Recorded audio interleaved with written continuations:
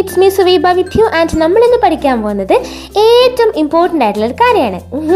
Guess ചെയ്യാൻ പറ്റുമോ?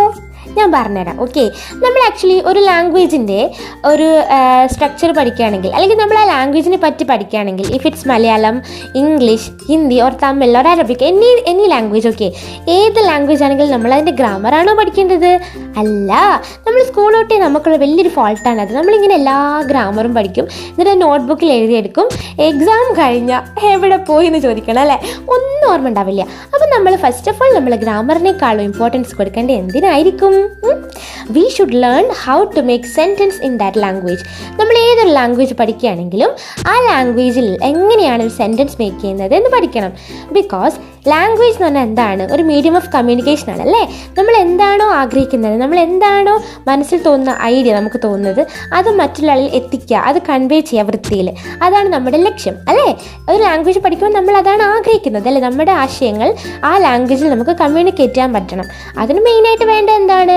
കുറേ ഗ്രാമർ, പാർട്സ് ഓഫ് സ്പീച്ചും ഒക്കെ പഠിച്ചിട്ടെന്ത് കാര്യം? മീൻസ് ഒരു കാര്യമില്ല ഞാൻ പറയണില്ലെങ്കിലും, പക്ഷെ നമുക്ക് അത് മാത്രം പോരാ. നമുക്ക് ഏറ്റവും ഇമ്പോർട്ടൻ്റ് ആയിട്ട് വേണ്ടത് സെൻറ്റൻസ് മേക്കിംഗ് ആണ്. അതിൽ വലിയ ഗ്രാമർ ഒന്നും നോക്കണ്ട, നമ്മുടേതായ ഐഡിയയിലുള്ള ഒരു സെൻറ്റൻസ് ഉണ്ടാക്കുക അല്ലേ? പക്ഷെ അത് ലാംഗ്വേജിനോട് നീതി കാണിച്ചുകൊണ്ട് വേണം, അല്ലാതെ ഒരു രസമില്ലാത്ത രീതിയിൽ നോക്കരുത് കേട്ടോ. വൃത്തിയിൽ നമുക്ക് സെൻറ്റൻസ് ഉണ്ടാക്കാൻ പഠിക്കണം. അതായത് ഞാൻ മലയാളത്തിലൊരു സെൻറ്റൻസ് പറയട്ടെ. ഐ ലവ് യു എന്ന് മലയാളത്തിൽ പറയുകയാണെങ്കിൽ ഞാൻ നിന്നെ സ്നേഹിക്കുന്നു എന്നാണല്ലേ? പക്ഷെ അത് ഇംഗ്ലീഷിൽ ഐ ലവ് യു എന്നാണ്. ഓക്കെ, പക്ഷേ ഐ ലവ് യു എന്നുള്ളത് എങ്ങനെയാണ് വരുന്നത്? ഐ എന്നുള്ളത് സബ്ജക്റ്റ് ആണ്. ഓക്കെ, ലവ് എന്നുള്ളത് വേർബാണ്, യു എന്നുള്ളത് ഒബ്ജക്റ്റ് ആണ്. ഓക്കെ, പക്ഷെ മലയാളത്തിൽ നോക്കിയേ, ഞാൻ നിന്നെ സ്നേഹിക്കുന്നു. ഓക്കെ, അതിൻ്റെ ഇംഗ്ലീഷ് ആക്കുമ്പോൾ നമുക്ക് നേരെ ഇംഗ്ലീഷ് ആക്കുകയാണെങ്കിലോ ഡയറക്റ്റ്ലി നമുക്ക് അതിനെ ഒന്ന് ട്രാൻസ്ലേറ്റ് ചെയ്ത് നോക്കാം. ഐ ലവ് യു എന്നല്ല വരിക, ഞാൻ നിന്നെ സ്നേഹിക്കുന്നു. ഐ യു ലവ്, ഒരു രസമില്ല അല്ലേ? അത് വേണ്ട. അപ്പം നമ്മൾ എന്ത് ചെയ്യും? ഇംഗ്ലീഷിലേക്ക് നമ്മളത് മാറ്റുമ്പം വൃത്തിയിൽ ഇംഗ്ലീഷിൻ്റെ സെൻറ്റൻസ് സ്ട്രക്ചറിൻ്റെ ബേസിലാണ് നമ്മൾ മാറ്റുക. ഓക്കെ, ഇംഗ്ലീഷിൽ വരേണ്ടത് സബ്ജക്റ്റ്, വേർബ്, ഒബ്ജക്റ്റ് ആണ്. പക്ഷെ മലയാളത്തിൽ എങ്ങനെയാണ് വന്നിട്ടുള്ളത്? സബ്ജക്റ്റ്, പിന്നെ ഒബ്ജക്റ്റ്, പിന്നെ വേർബ്. എന്താണ് ഈ സബ്ജക്റ്റ് എന്ന് പറഞ്ഞാൽ? സബ്ജക്റ്റ് എന്ന് പറയുമ്പം നൗണില്ലേ, നമ്മുടെ പേരുകൾ, അതും പ്രൊനൗൺസും ആണ്. സബ്ജക്റ്റ് പ്രൊനൗൺ എന്ന് പറഞ്ഞാൽ 7 എണ്ണം ഉണ്ട്. ഞാൻ പറഞ്ഞല്ലോ, സബ്ജക്റ്റിൻ്റെ 7 പ്രൊനൗണും നൗണും ചേർന്നാലാണ് ഫസ്റ്റ് ഇംഗ്ലീഷിലെ ഫസ്റ്റ് സെൻറ്റൻസ് സ്ട്രക്ചറിൽ ഫസ്റ്റ് വരിക. ഓക്കെ, അത് ആക്ച്വലി സബ്ജക്റ്റ് പ്രൊനൗൺ എന്ന് പറഞ്ഞാൽ നമ്മളിപ്പം പേരുകൾക്ക് പകരമായിട്ട് ഉപയോഗിക്കുന്നതാണല്ലോ പ്രൊനൗൺ. അപ്പോൾ 7 എണ്ണം ഉണ്ട്. I, we, you, they, he, she, it. ഇതാണ് 7 സബ്ജക്റ്റ് പ്രൊനൗൺ. ഈ 7 സബ്ജക്റ്റ് പ്രൊനൗണും നൗണും ഒക്കെയാണ് ഒരു സെൻറ്റൻസിൻ്റെ ഫസ്റ്റ് വരിക. Okay, for example I love U അല്ലേ? ഐ ലവ് യുവിന് പകരം മുംതാസ് ലവ്സ് ഷാജഹാൻ എന്നായിക്കോട്ടെ, ഒരു പേരല്ലേ വന്നത് അല്ലേ? അപ്പോൾ നമ്മൾ ആക്ച്വലി സബ്ജക്റ്റ് നൗൺ അല്ലെങ്കിൽ സബ്ജക്റ്റ് പ്രൊനൗൺ എന്ന് പറഞ്ഞാൽ ഇങ്ങനെയാണ് വരുന്നത്. പിന്നെ വരുന്നത് വേർബാണ്. വേർബ് എന്ന് പറഞ്ഞാൽ നമ്മൾ ഏതൊരു ആക്ഷൻ ചെയ്യുന്നുണ്ടോ അല്ലേ? Any action that we are doing എന്ന് ഞാൻ പറഞ്ഞിട്ടുണ്ടല്ലോ.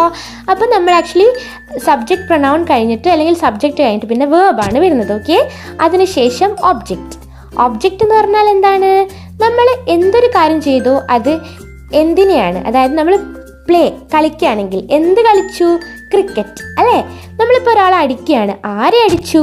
ഇപ്പോൾ ഞാൻ എൻ്റെ മോളെയാണ് അടിക്കുന്നതെങ്കിൽ മൈ ഡോട്ടർ അല്ലേ? അപ്പോൾ നമ്മൾ ആക്ച്വലി അത് ഒബ്ജക്റ്റിൽ വരും. ഐ ലവ് യു എന്നുള്ളത് ഞാൻ ആരെയാണ് സ്നേഹിക്കുന്നത്? യു അല്ലേ? അപ്പോൾ അതെവിടെ വരും? ഒബ്ജക്റ്റിൽ വരും. ഓക്കെ, അങ്ങനെയാണ് ഇംഗ്ലീഷിൽ സെൻറ്റൻസ് ഉണ്ടാക്കുന്നത്. ഓക്കെ, അപ്പോൾ നമ്മൾ ആക്ച്വലി പഠിക്കേണ്ടത് ഇങ്ങനെയാണ്. നമ്മൾ മലയാളത്തിനെ പോലെയല്ല, ഇംഗ്ലീഷിലൊരു സെൻറ്റൻസ് സ്ട്രക്ചർ ഉണ്ട്, സബ്ജക്റ്റ്, വേർബ് ആൻഡ് ഒബ്ജക്റ്റ്. പക്ഷെ നമുക്ക് വേറൊരു രീതിയിൽ ഈസി ആയിട്ട് പഠിക്കാം. ഓക്കെ, കുറച്ചുകൂടി സിംപ്ലസ്റ്റ് ആയിട്ട് മനസ്സിലാക്കി തരാം. ഫോർ എക്സാമ്പിൾ ഇംഗ്ലീഷിൽ സെൻറ്റൻസ് ഉണ്ടാക്കുമ്പം സബ്ജക്റ്റ്, പിന്നെ ഡു, പിന്നെ വേർബ്, പിന്നെ ഒബ്ജക്റ്റ്. അതായത് ഞാൻ നിന്നെ സ്നേഹിക്കുന്നു, അതുതന്നെയാണ് ഞാൻ എക്സാമ്പിളായിട്ട് പറയാൻ കാരണം എന്ന് പറഞ്ഞാൽ കുറച്ചുകൂടി മനസ്സിലാവുന്നത് കൊണ്ടാണ്.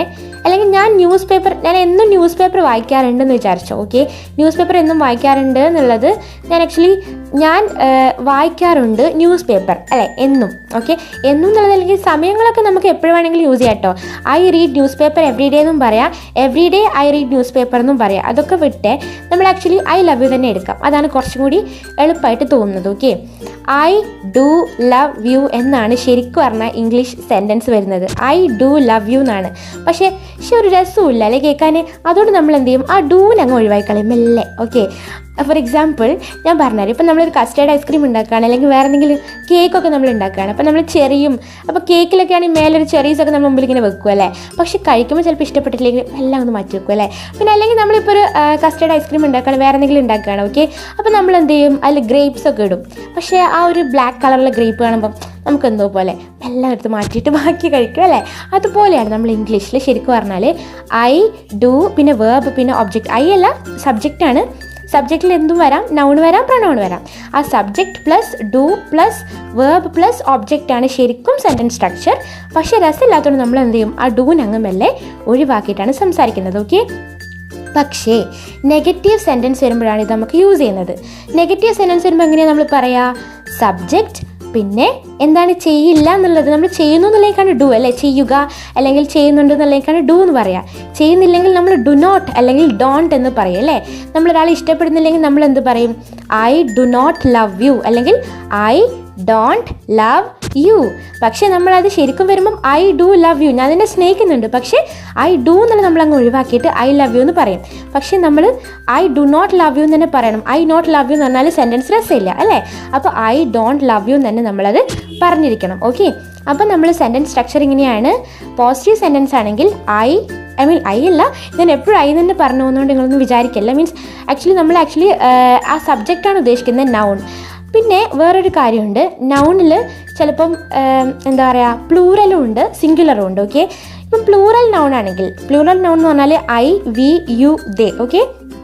അങ്ങനെയുള്ള നൗണൊക്കെ വന്നു കഴിഞ്ഞാൽ നമ്മൾ വേർബിൻ്റെ കൂടെ നമ്മൾ ഒന്നും ചേർക്കേണ്ടതില്ല. ആക്ച്വലി ഐ ലവ് യു എന്ന് തന്നെ നമുക്ക് പറയാം, ഓക്കെ. ലവിൻ്റെ കൂടെ നമ്മളൊന്നും ചേർത്തിട്ടില്ല അല്ലേ. ഐ ഡു ലവ് യു എന്നാണ്. പക്ഷേ അതിൻ്റെ സ്ഥാനത്ത് നമ്മളുടെ സിംഗുലർ നൗൺ ആണെങ്കിൽ, സിംഗുലർ പ്രൊനൗൺ ആണെങ്കിൽ, ഓക്കെ, ആക്ച്വലി അത് ഹീ ഷീ ഇറ്റ് ആണ്, ഓക്കെ. അല്ലെങ്കിൽ നൗൺ ആണ്. നൗൺ നമുക്കൊരു സിംഗിളറായിട്ടേ പറയാൻ പറ്റുള്ളൂ, ഓക്കെ. അത് നമ്മളിപ്പം മുംതാസ് ആണെങ്കിൽ നമ്മളായിട്ട് പറഞ്ഞ പോലെ മുംതാസ് ലവ്സ് ഷാജഹാൻ അല്ലേ. മുംതാസ് ലവ്സ് എന്ന് പറയുമ്പോൾ നമ്മളവിടെ എന്ത് ചേർത്തു, എസ് ചേർത്തു അല്ലെ ലവിൻ്റെ കൂടെ. അത് എന്തുകൊണ്ടാണെന്ന് വെച്ചാൽ നമ്മൾ ഐ വി യു ദേ എന്നുള്ള പ്രൊനൗണൊക്കെ നമ്മൾ പ്ലൂറൽ ആയതുകൊണ്ട് തന്നെ നമ്മൾ ഡു ആണ്. അതുകൊണ്ട് നമ്മൾ ഇപ്പുറത്ത് വേർബിൻ്റെ കൂടെ ഡു ഒഴിവാക്കുമ്പം വേറൊന്നും ചേർക്കേണ്ടതില്ല, ഓക്കെ.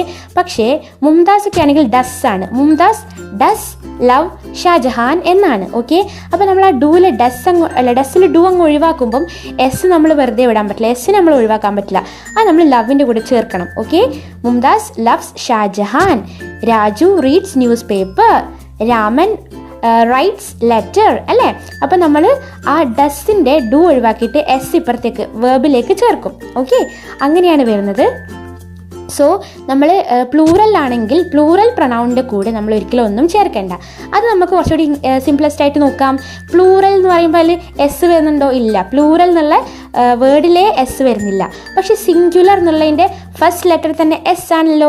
അപ്പം നമ്മൾ എന്ത് ചെയ്യുക, സിംഗുലർ നൗൺ പ്രൊനൗണൊക്കെ വരുമ്പോൾ നമ്മളവിടെ എസ് ചേർക്കണം എന്ന് ഓർമ്മിക്കുക, ഓക്കെ. സിംഗുലർ എന്തൊക്കെയാണ്, ഹീ ഷീ ഇറ്റ് അല്ലെങ്കിൽ ഓരോ പേരുകളാണ്. പക്ഷേ രണ്ട് പേരുകൾ അല്ലേ, Raman and Raju play cricket എന്നാണ് പറയുക. അതായത് രണ്ടാളായില്ലേ, അപ്പോൾ പ്ലൂറലായില്ലേ. രാജുവും രാമനും കൂടി ആകുമ്പോൾ രണ്ടാളായല്ലോ. അപ്പോൾ എങ്ങനെയാണ് സിംഗുലർ ആവുന്നത്? അതുകൊണ്ട് മാത്രം ആ രണ്ട് പേരുകൾ വന്നിട്ട് നമ്മൾ എന്ത് ചെയ്യാണ്, ബോത്ത് പ്ലേ ക്രിക്കറ്റ് അല്ലേ. അതായത് രണ്ടാളും കൂടി ഇപ്പോൾ Raju and Raman play cricket. Sita and Gita sing a song, രണ്ടാളും കൂടിയിട്ട് ഒരു പാട്ട് പാടുകയാണ്. അല്ലെങ്കിൽ സീത സിംഗ്സ് എ സോങ് എന്നേ പറയുള്ളൂ അല്ലേ, ഒരാൾ മാത്രമാണെങ്കിൽ.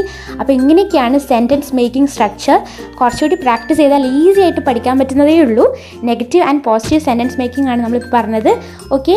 Practice makes perfect. So B practice, എപ്പോഴും എന്ത് ചെയ്യാണ്, പ്രാക്ടീസ് ചെയ്യുക എപ്പോഴും, okay. Thank you so much.